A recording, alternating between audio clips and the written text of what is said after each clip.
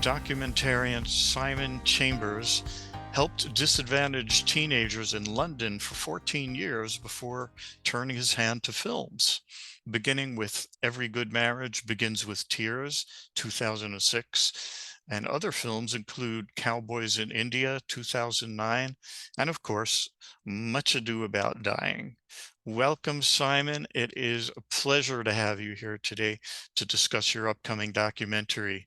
The trailer is both hilarious and touching, and it sparks a lot of questions. Before we show the trailer, can you tell us a little bit more about you, where you're from, what you've been up to, etc., etc.? Hi, Jeff. Hi, everybody at Coming of Age. It's so great to have me to be on the show. I'm so excited to tell you all about the film. I've come over from London. I just literally arrived in yesterday from London because we've got these screenings coming up in the Film Forum in New York, which is very exciting. It's a very prestigious cinema theater and is known around the world, really. I mean, we all know about it in London. So I'm really pleased that they've picked my film out. So I'm based in London, and I've been making films, as you said, for quite a long time.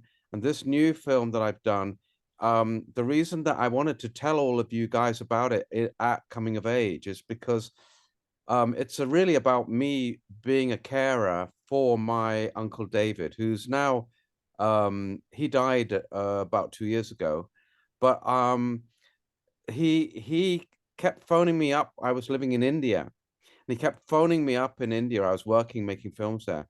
He said, "You've got to come home. I'm dying. I'm dying." And I knew as well that he was a kind of he's a drama queen, to be honest. You know, he's like over exaggerating a little bit. So I sent some friends around and said, "Can you check him up? Keep an eye on him. Check on him."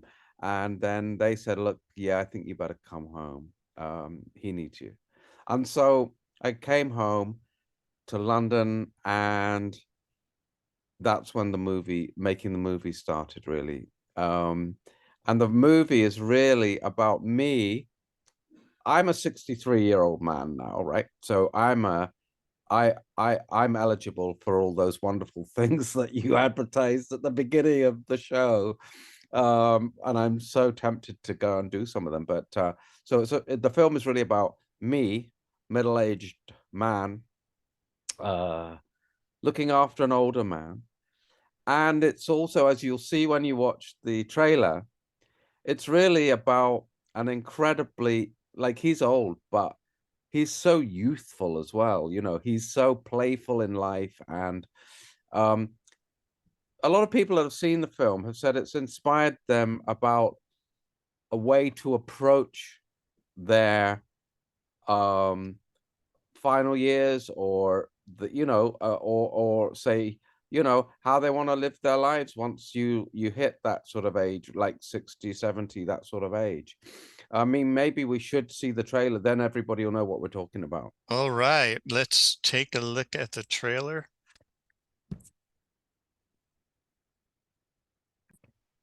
When life's good, it's very, very good. When it's bad, it's horrid. What do you do if your uncle says he's dying and you're the only person in the world that can look after him? I'm just saying, I think it's OTT to buy 4 of everything. Don't think like that. Have you got any more of these big ones, please? 1, 2, 3, 4 is OTT, be careful. But if you go 6, 7, then you're buying too much stuff. Ooh, that was my finger. It wasn't. You know, bossy uncle and Bossy nephew. and bossy nephew. Absolutely. All the world's a stage, and all the men and women merely players. What do you do when you're dragged into a mess that's exactly like the Shakespeare plays that he used to act in? Which of you, shall we say, doth love us most? I'm a bubbly person. And he wants to give his kingdom away to a hot anthropology student he's fallen in love with.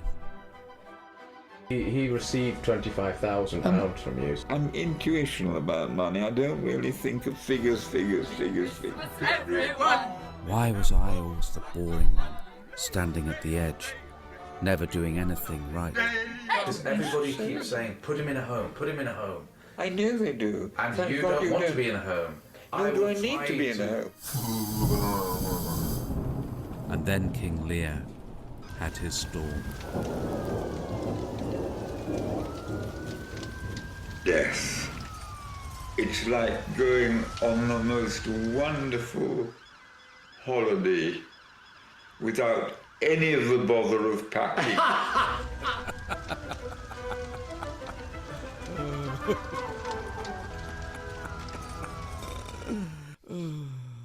Yeah, so coming soon, it's actually premiering in New York City on Friday, correct? That's right. Yeah, and I'm going to be there to do a Q&A after the screening on Friday. I think the 6:30 screening, and then also again on the Saturday after the 6:30 screening. There we'll be doing another Q&A. But also Wow. I'll be there if people want to just come up. If some of you do want to come along, and it'd be great to see you. I'll be hanging around in the lobby before and after the show, and it'd be great to meet any of you that want to come up and say hello. Oh, great. Yeah, it will be great to meet you. Let's go back to the beginning. You never intended to make this film, did you? Can you That's tell us right. how your Uncle David ended up being the star of your documentary? Well, you can see that he is quite a character, and he's also quite forceful. You can see that at times we had quite there was quite a lot of friction between us. And what I found out really from talking to other people that care for, you know, parents or other older family members, is that quite often, you know, you can be like that with the ones that you love, because you know that they're not going to suddenly just walk out of the door and slam it and say, right, I'm not coming back. And so I think he knew that about me. But the thing is, he kept saying, because he's an actor, or he was an actor, and he kept saying, you know, why don't you bring your camera, for God's sake? I mean, you know, this other guy, am I allowed to say these things? Yeah. Why? You know, this other guy, Rodrigo, he's been bringing his camera. He's been filming me. You're a filmmaker. Why don't you bring your camera? And so I was thinking, well, I mean, I don't want to end up with just hours and hours of, you know, my uncle twittering on, and much fun as he is, there's not really much drama in there, and it's not the kind of film I want to make about just an old man who's getting older. And you know what, so I resisted it for a long time, but then I realized when I did bring the camera in that we got on much better when the camera was there. And I think it's because he's an actor, you know, and he loves performing. And so like, I don't know how many of you guys that are watching this will know actors, but they never feel more alive than when they're uh in front of a camera or on a stage. You know, you always hear about actors being depressed because they can't get work and all of that. And then as soon as they get work, they're all, oh yeah.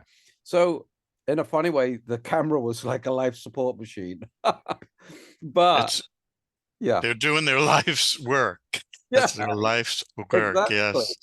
But as well, Jeff, not only that, he was much nicer to me and I was much nicer to him, because we were aware that this was Hmm. all being recorded. So we weren't going to, you know, lose it too much, even though there is a bit of that in the film where, you know, we're getting on each other's nerves. And so I kept recording, and I had maybe 20 hours of all this stuff. And a lot of friends were saying, oh, you should make a film about your uncle, because he's just such a character. And I thought, yeah, but you know, it's like if it's your family member, you just think, no, that's Uncle David. I'm sorry, I'm not gonna do that. And then and I also thought, there's no drama in here. There's nothing happening. And then suddenly, I mean, the trailer sort of infers what's going to happen, but there is a Hmm. huge, like with all those fire engines and ambulances at the end, there is Hmm. suddenly a huge drama that happens that I kind of thought might happen, and I was trying to stop from happening, but that happens. And then a lot of the film is really all about the ups and downs and the roller coaster ride that is looking after an older family member. And it is a roller coaster ride. It can drive you absolutely crazy because it takes over your life and you don't know how long it's going to go on for, what's going to happen next. But the thing I have to say is it's also something that gives you back a lot. And it gives you back on two levels. One is I got a lot from hanging out with Uncle David. And in a way, his kind of playfulness about life, which you can see in the trailer, it kind of rubbed off on me, and it made me think, why am I being such a boring old, you know, why am I not like him and being a bit more playful in my own life and a bit more optimistic? And, you know, you can just decide almost to be more upbeat. And It's like, so, yeah. yeah, it's like a thing to aspire to. I heard that Yeah. people can get happier and happier as they get older. Yeah. But this is the thing that I Yep. found out, because I had to do a hell of a lot of research to make sure that I got things right in the film. So I did a lot of research on things like getting older, and they found, I don't know whether this is just England, but that actually, you see, younger people look at older people and think, oh dear, I don't want to get old. But actually, they found out that older people have the highest level of fulfillment of any age group, because you've got to that stage in your life where you're not trying to prove anything to anybody else anymore.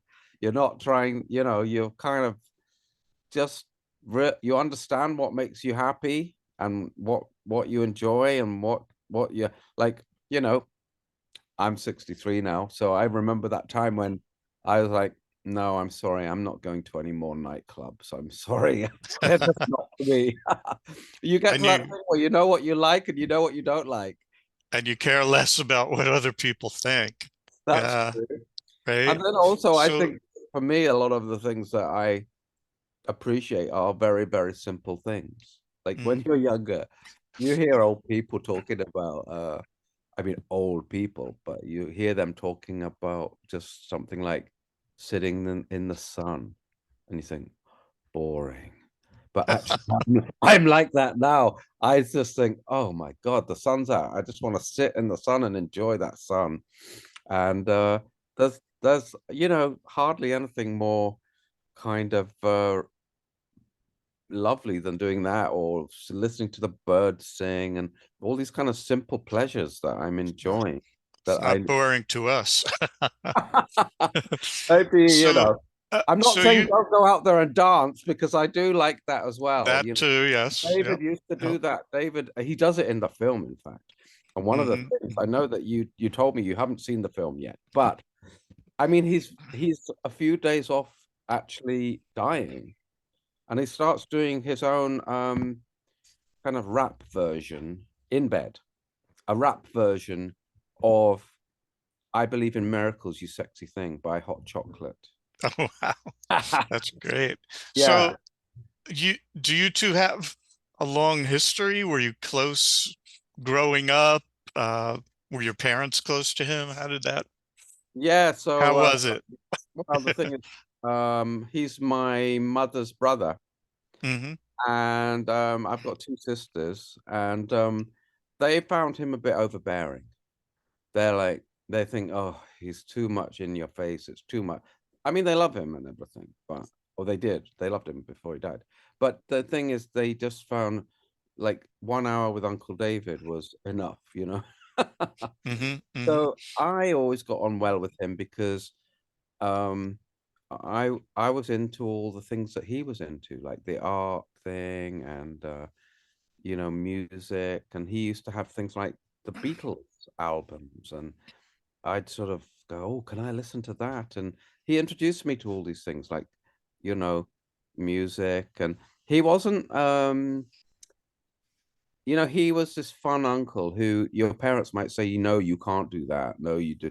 But he, you know, I remember we used to go up, I used to go up we lived in Devon, which is about 4 hours by train from London, and we go and stay with him with some of my school friends, and they all thought he was cool. I was so proud to have this cool uncle who'd let us, you know, stay there, and we'd go off to see the Rolling Stones or something at Wembley, and he thought that was really cool and great. And you know, he wasn't like all these other people his age that would be going, oh, I hate all that loud music. And so right up on all his life, and even right to the end of his life, he never gave up those things. You know, he used to watch, you know, TV shows that young people would watch, and in a way he just didn't get old. He refused to get old in his mind. Yeah, it's a state of mind. So Yeah, so you and he were drawn to the arts. So it's yeah. you're not from a theater family. You're No, from, like, everyone's in a different profession. Uh, yeah. Well, my dad was a bus driver who mm-hmm, didn't really, you know, he wasn't. I mean, we didn't have much in common, not much. And my mum was a very typical housewife. I mean, she used to be, you know, she used to play the piano as a kind of hobby, and she used to be good at it and everything. mm-hmm, But my mum was very good because she used to encourage us to, you know, she'd be that parent that was always like waiting to pick you up from violin practice or something, you know, after school. And yeah. so she was one of those hardworking mothers that just tried to give her kids everything. And and then Uncle David he didn't have any of those responsibilities because at that time, you know, he was gay, but he hadn't told anybody. So he was just a bachelor, you know, that's what they called Mm-hmm, them in those days. mm-hmm, mm-hmm, And so he didn't have any of these kind of family responsibilities, and he so he could just be fun, and he'd say things like when we were kids, okay, you know, let's get the tape recorder out, and we'll we'll do you know, those old fashioned ones where you press play and record like that, and then yeah. we'd do some play with him where we'd sort of improvise, and you know, I'd be a goat and someone else was a cow and blah blah blah, that kind of thing. And Uh-huh. it was just a lot of fun with him, a lot of fun. And was he a Shakespearean actor, or just an actor in general? He was an actor in general, but Mm-hmm, he was never a famous actor. But mm-hmm, he used to do a lot of smaller shows. In England we have a lot of small theaters up above pubs, and they do stuff like Shakespeare. And then we also have the Edinburgh Fringe Festival. And so he'd go up to that nearly every year with a bunch of other people, and they'd have a play that they were putting on. It would usually be, you know, like they'd all stay and sleep in sleeping bags in a dormitory or something and do the show during the day. And he used to be a theatre teacher at an art school in London, and so he'd take his students up there, and he was very supportive to them, and he saw them really like his kind of children. You know, he really supported them. Um, and then he joined this theatre group that was one of the first LGBT theatre groups in the 80s. And they put on lots of shows, which were very good. And they always needed an old man. So they'd always ask him to be the old man. And, you know, I mean, I remember seeing one show that he was in because the other actor pulled out, and they needed some old man to play the part. So they asked David if he'd do it. So he said, yeah, yeah, yeah, yeah. And then the show was going to be that night. He knew the lines, because the other funny thing with Uncle David was, even though as he got older, his, you know, we're all like this. Our short-term memory starts to go, right? And we go, where did I put my glasses? Oh my God, I can't. What did I do with my, you know, that kind of thing. But he remembered all of these lines from Shakespeare, and he could rattle off King Lear like that. And you'd think, oh my goodness, this is something he learned, in his 20s and in his teenage years, and it's incredible how we remember all those things so well. They're And kind of etched into our neural pathways. And then, you know, he couldn't remember if he'd paid the electricity bill or if this, where did I put, I don't know. And so I was having to deal with all of that. So yeah, David was, he said, "Oh yeah, I'll play this part in the play," because he knew all the lines. And he I rushed to the market to buy, he had to buy a jacket and some shoes for the part. And then it was this very serious play where he ended up dying. And that was a sort of dramatic moment where, you know, the stage, everyone went quiet and he died, this very dramatic death. And he fell over on the stage. And then everybody started laughing and they weren't meant to laugh. And then suddenly I realized why they were laughing, and it was because he'd rushed off to the market and bought these shoes, but he hadn't taken the price tag off the soles of the shoes, so the audience could just see that it said, you know, £7.50 on the bottom of the shoes. He was like that. He's always he was one of those, like a nutty professor who, very, you know, he could have great discussions, but he didn't know how to tie up his shoelaces, that kind of person. oh my.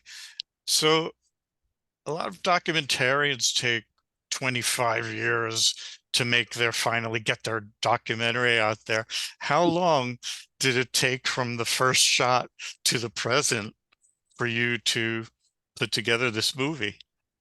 Well, like I said, I was never intending to actually make the movie. And then I had all this footage, and then these dramatic things happened that I won't spoil by telling what they are. And then this went on, you know, I thought when I came back and my friend said, "Yeah, you need to come back from India," I thought, okay, I'll be caring for him for a couple of months, probably. I thought I'll sort him out, you know, get him into a care home or sort out some carers for him. Then I'll go back to India. Now, it was 5 years later when he actually died. And by the way, he had a very good death, which is alluded to in the film. And so that was 5 years. And then I was editing it for another 1 year because it was a film that I made without any funding or budget. And I probably wouldn't have made it if I hadn't. I had an Irish producer called David Rain from Soil Shoe Films, and they've made some great films. And I said, "Listen, will you have a look at this footage? I think it would make a great film, but nobody's really that interested because nobody's interested in films about, you know, getting older and mortality and all of that." And he looked at it and he said, "Oh my God, it's some of the funniest footage I've ever seen in my life." And so that's why I did it. And then I edited it for another year. And so I guess it's 6 years altogether. But I wasn't doing it all the time.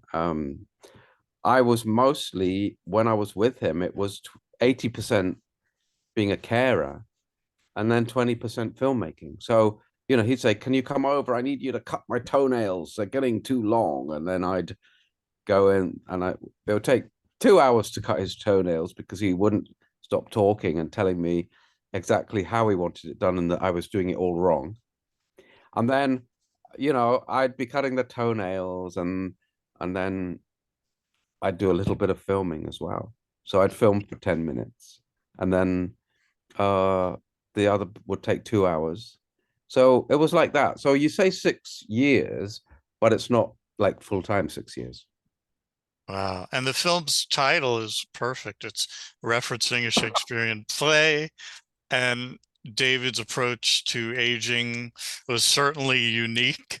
Can you share some of the unexpected challenges that you faced while you cared for him? Yeah. So I mean, all of this is in the film. Hmm. Um, but the thing is that you know, as you can see from that trailer, he's a very strong-willed person.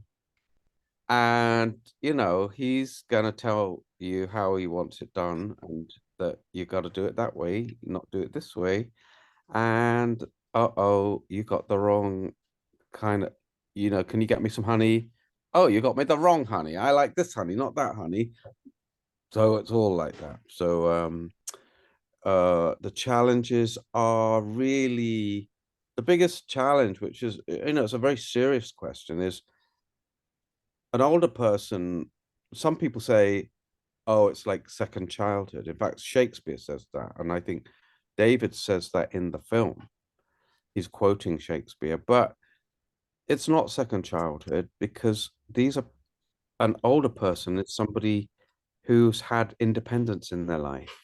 And so that's the thing, the last thing that people want to give up is their independence. And one of the challenges is those people might be saying they want to do something in a certain way and they want to do this. And as a, you know, I might think, well, that's not a very good idea to do that. One, for example, is the reason that the fire engines and the ambulances all turn up at this house is because, you know, prior to that, we've been having an argument really um about these heaters that he's got, and he says they're perfectly safe and he loves these heaters, electric heaters.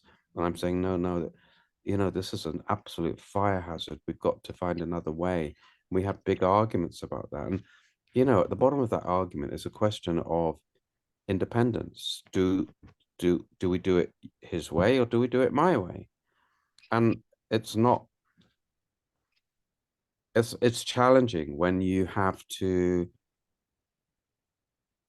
kind of put your foot down with someone who you remember as being an adult when you were a child, and they used to tell you, you know, give you advice, very good advice as well, and guide you, be a guide for you in your life.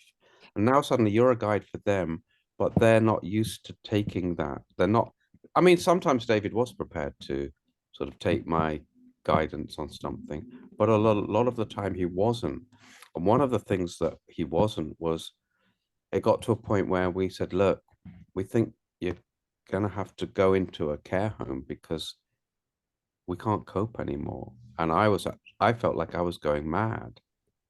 And my sisters came up and they saw me and they said, look, you know, we can't carry on like this. You're actually going to end up having a nervous breakdown, because I was also trying to do a job at the same time. And I was trying to manage all these things and David. And so they said, he's got to go in a care home. And David said, over my dead body, I'm going in a care home. Wow. And Yeah, I then, get that sense of the tension between respecting his independence, but also protecting him. And how do you navigate situations like that? it's very difficult. And again, when he says, well, I want to give all this money to this guy, and you're going, yeah, but that's quite a lot of money. I think, you know, give him a little bit of money, but not too much money. And then he's saying, no, I'm going to give him what I want to give him. It's my money. I'll do what I like. And you think, yeah, but then if you do end up in a care home, that care home is going to cost $1,500 a week, which is a hell of a lot of money. And Same here. Yeah, same in this country. yeah. And so Crazy. that will go, you think about 1 year, that's, wow, the money's gonna like go quickly, isn't it? And you don't know how long you're gonna go for. There's another funny bit in the film where, you know, he's saying, yeah, I think I could maybe live till about 101. Yeah, 101, 102, something like that. And I'm thinking, oh my goodness, you know, because at that time he's only 86. I'm thinking 20 more years or whatever it is, or 15 more years. And you know, like, you don't get any let up or anything, as many of your like people watching, they'll know. that if you're a family carer, you're kind of available. You have to be available all the time because you just start to relax and then suddenly the phone rings and there's a problem, something like that. Yeah. How old was he when he passed? So he was, let me think, I think it was about 87, 88. Mm-hmm. Yeah. Well, despite that serious situation, the trailer shows a lot of humor. Was laughter a way to cope with some of the challenges? Very definitely, yeah. I mean, it was also a lot of fun, and the film actually is a lot of fun. And one of the things that I love is I like to sneak in at the end of the film to hear how the audience are responding, and I can hear they're always laughing at the because he was such a funny person. He was such an amusing person. He had such a positive spin on life, and it was very infectious. You know how there are people like that. They walk into a room and suddenly they light up the room and everybody's smiling. And he was like that, although he was in a bed. Uh, but it was like that, and it was also like that in the care home because what happened?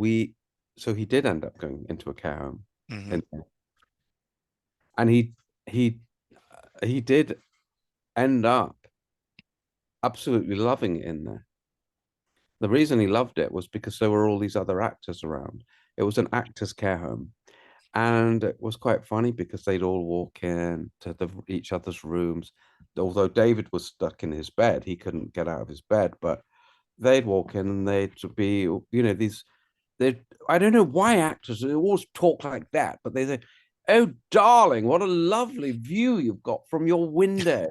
It's marvelous." And didn't I see you in 1988 playing Hamlet at the Criterion Theatre in Bath? That sort of thing. And then, I mean, one of the things was quite a few of them had dementia, so they'd say the same things every day. And my uncle would say sort of give the same answers every day. And he didn't have dementia. So he thought it was quite funny that these people, he'd have these same conversations all the time.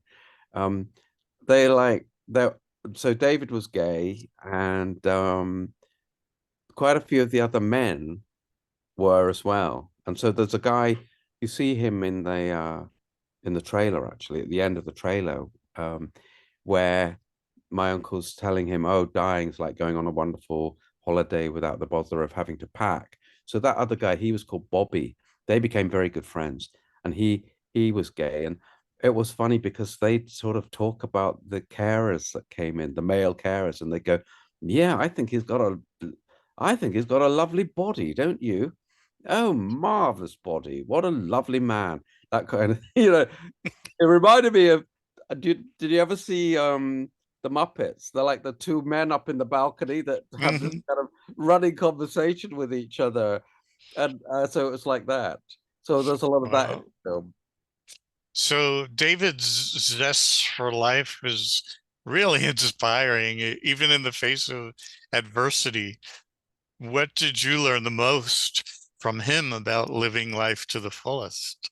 So I realized that I think when you hang around with people who know that they're close to death, and they like some, I mean, I guess it can be very different in different circumstances, but so if that person's got a relatively positive spin, like David did have, then it kind of gives you a different it. You see, we're so alienated from death and dying. It's like a taboo, and in the old days, they used to lay the body out on the table in the kitchen and have the wake. I mean, that's what happened in Ireland, for example. And now it's all hidden away, isn't it? Some people come in and put the body in a box and take it out as quickly as possible, get rid of it. And, you know, it's all like that. And so we're alienated from death. And I suppose what I got from him was really thinking about my own life in a slightly different way because you like we don't think about our own death very much, and so you start to think about your mortality and your life, and that you have a certain amount of time, and that, well, I better not waste it. I better not mess about too much, because Mhm. I better try and do the things I really want to do. I'm 63 now, so Mm, mhm. I've got anything up to what, another, I don't know, 20, 30 years. Blooming heck, I better get on and do some of these things. I don't. Yeah. Let's put The it. encore years, yeah. Yeah, the encore years, the Velcro years, because you can't do up your shoelaces anymore. But yeah, well, I suppose more than thinking I better get on and do the things I want to do, what I think is I'm gonna try and not do the things that I don't want to do. So I'm gonna say, and I noticed this about a lot of older people, which I didn't understand at the time because I was younger. But you say things, oh, do you want to do this? And like, no. Do you want to, no. And Well, you think, yeah, also, I the get that. film, mm, and also the film draws a lot of parallels between David's life and King Lear. Can you That's elaborate on how the Shakespeare element, the Shakespeare's play, yeah, added another layer to the yeah. story?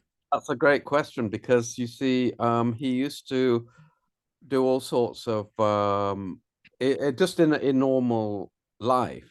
He was one of these people that'd break out into a speech or a poem, or I don't know if you know people like that, but I can't remember any lines from anything. So I'm not one of those people that can do it. But you'd be talking about something, and then he'd go suddenly break out into a soliloquy or something, and you just go, "Oh God, wow," like that.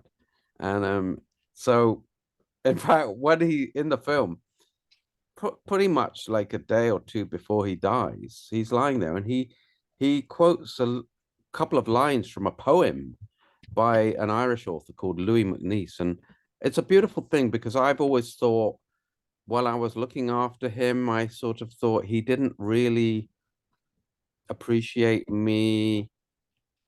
And it's partly because he's a family member, you get taken for granted a bit. But then he says, "Are you there, Simon? Are you there? Hold my hand."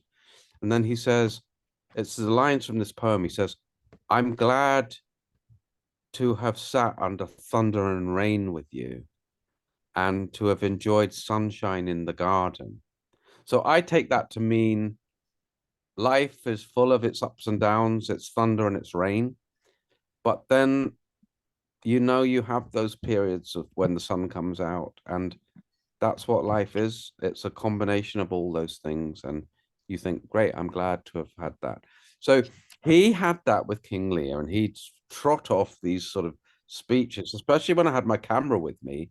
He'd say, right, I'll do this, speech, and it's King Lear is in the storm. He's going mad, and his sisters have taken his kingdom from here. He's given his kingdom away to his sisters.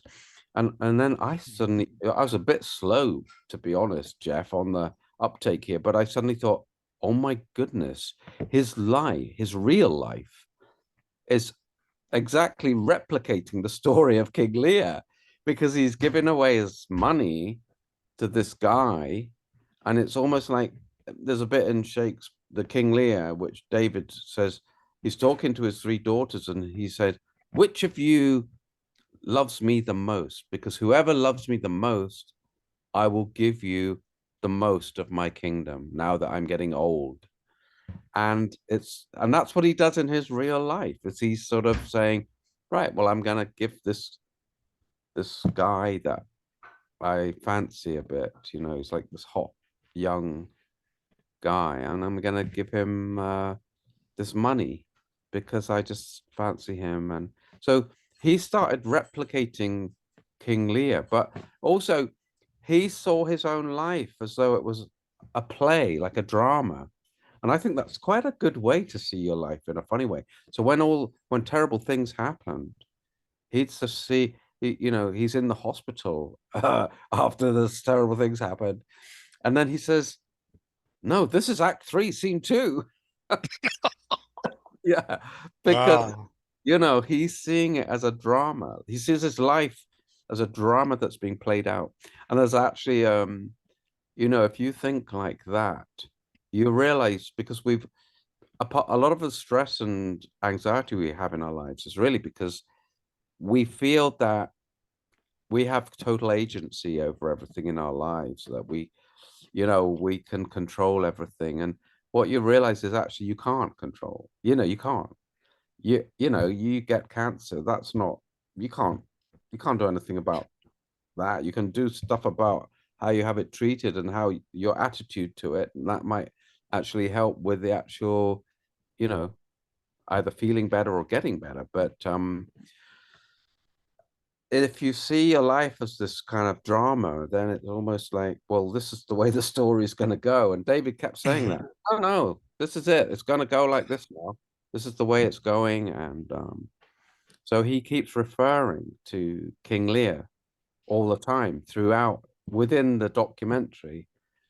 And he likes doing that. He finds it funny and playful, and it's like a kid, you know, when you see kids and they set up a shop or a post office, and then, you know, for everything, like, you know, like a matchbox becomes the cashier's thing, and they're going, no, no, no, and right, what do you want? And they get into this whole thing, and it's playful, and that's acting, and that's what he's doing, but as a kind of, you know, professional actor, but he's playing like a child and seeing his life in the I way that, wonder if, yeah, yeah, I wonder if each of us could pick a Shakespearean play that yeah, applies to our own lives. yeah, that's an David, interesting one. yeah. And then you were talking earlier about David's memory decline, which is a poignant part of the film. He still had his faculties. Definitely the long range memory is Yeah. totally intact. The short range is, you know, where did I leave my pen? Yet he could still recite Shakespeare. Yeah. What do you think about how this highlights the power of art and memory? Yeah, I mean, I'm the way I explain it to myself is much more just about, it's really about how the brain works. Because I can remember a lot of stuff that I learned when I was in my teens and when I was a kid.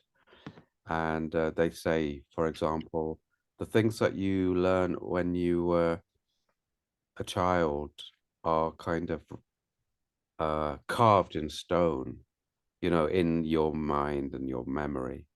And then, you know, as you get older, it's sort of written on a bit of paper and then it's just written in the air kind of thing. And I think that's something also that Shakespeare understood when he wrote King Lear, is that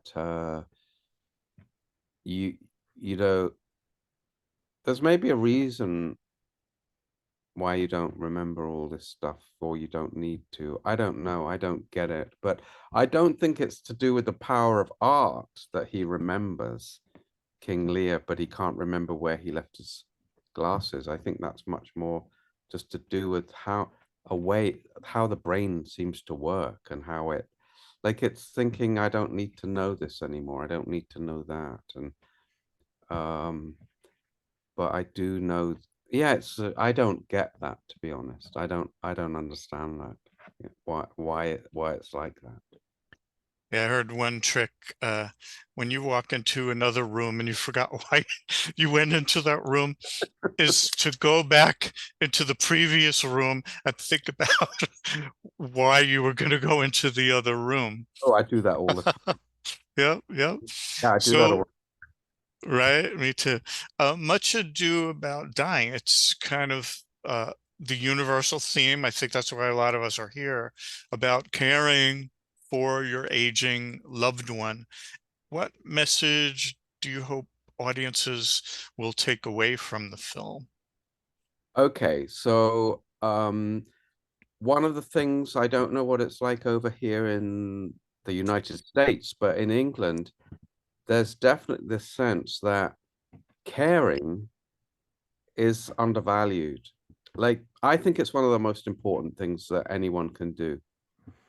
You know, I mean, it's much more important than money making or, but it's undervalued. And there was a beautiful moment. The first time that I showed this film, it was at a big film festival in Amsterdam. And I don't know if you've ever been to Amsterdam, but everybody rides around on bicycles there. Mhm. I was trying to cross the road, and suddenly this middle-aged woman on a bicycle screeched to a halt in front of me. And I thought I was going to get killed, run over on a bike. And then she jumped off the bike, and I thought she was going to tell me off for crossing, because we're English, right?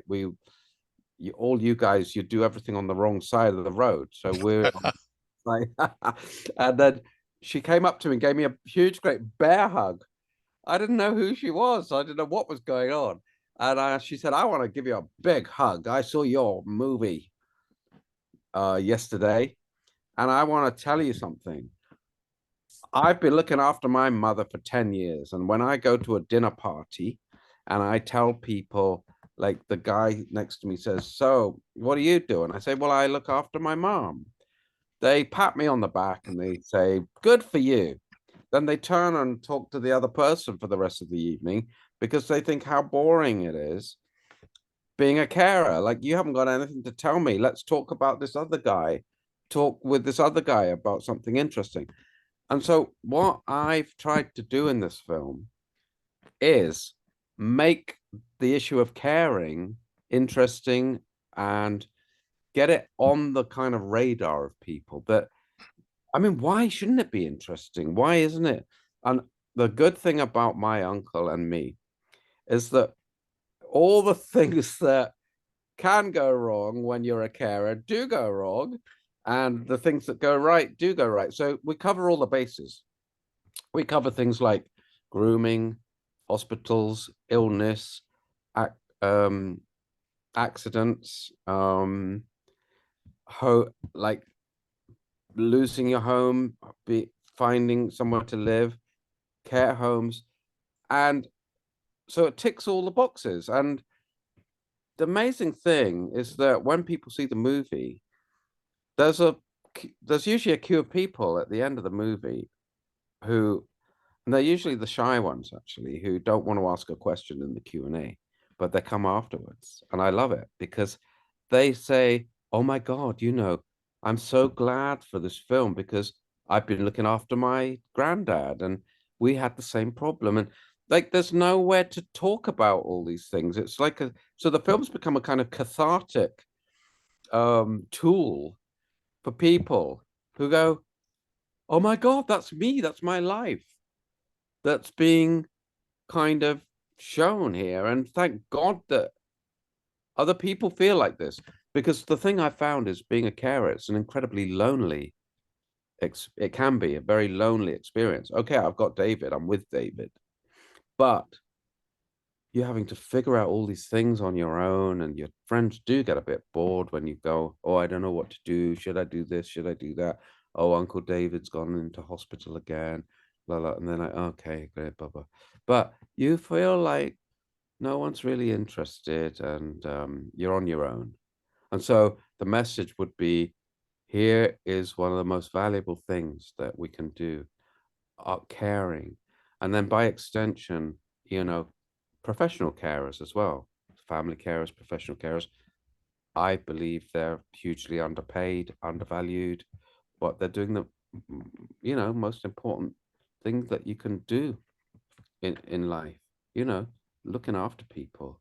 So that's the message that I want people to come away with. But mostly, I mean, if you ask any filmmaker what they really want is, if you put me on the psychiatrist couch and said, what is it you need to do from filmmaking? All I really want to do is I just want to make people laugh, cry, be moved, entertained. And I think that this film does all of that, because people do find him so funny. and so moving, and he says the most beautiful things, and he takes us on a sort of experience that you're very unlikely to go on. You know, when you see people getting old and dying in films, it's usually like a violent, you know, like gun or a knife, or the other extreme, which is just they're in bed and they sort of either roll their head to one side or close their eyes, and that's, you know, but most people's end of life is going to be something in the middle. It's not going to be that extreme or that extreme. It'll be something in the middle. And so I think David gives us that. You know, if you think, what is an actor's job? An actor's job is probably to kind of reflect our lives back at us, if it's on TV or on a stage or a movie. They're kind of reflecting back our hopes and our fears and our society to us and our beliefs. And, you know, David does that in this film. He gives us a great gift as an actor, which is to say, I'm going through the end of my life and I'm going to share it with you, and I'm going to tell you how it feels to be in that position. And what he says is it feels like a kind of bliss. I've given it away now. You don't need to come and see the movie, because he says, oh my gosh, I feel a kind of bliss, because he says, I understand it all. When you're in the middle of it, you don't understand it because you're in the middle of it. But towards the end, you start, and it's true. I mean, I'm 63, so I look back at things and I go, oh yeah, I get that. I get that now because I've got that kind of perspective as an older person. Yeah, and you mentioned that the film was a form of therapy for you. So how has sharing the story impacted you personally, if I may ask? Well,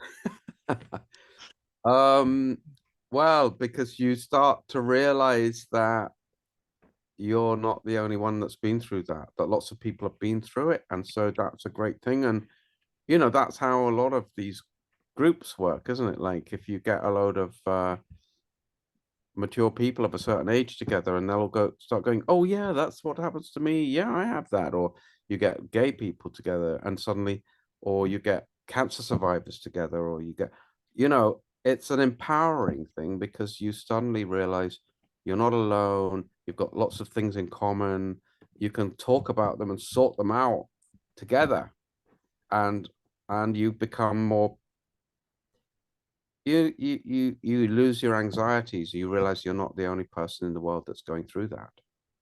Much Ado About Nothing. It's a I beautiful and honest look at life, at death, at the complexities of family. Is there anything else you would like to share about the film? Any last words to tie it up with a bow? well, no, but because I think we've covered everything.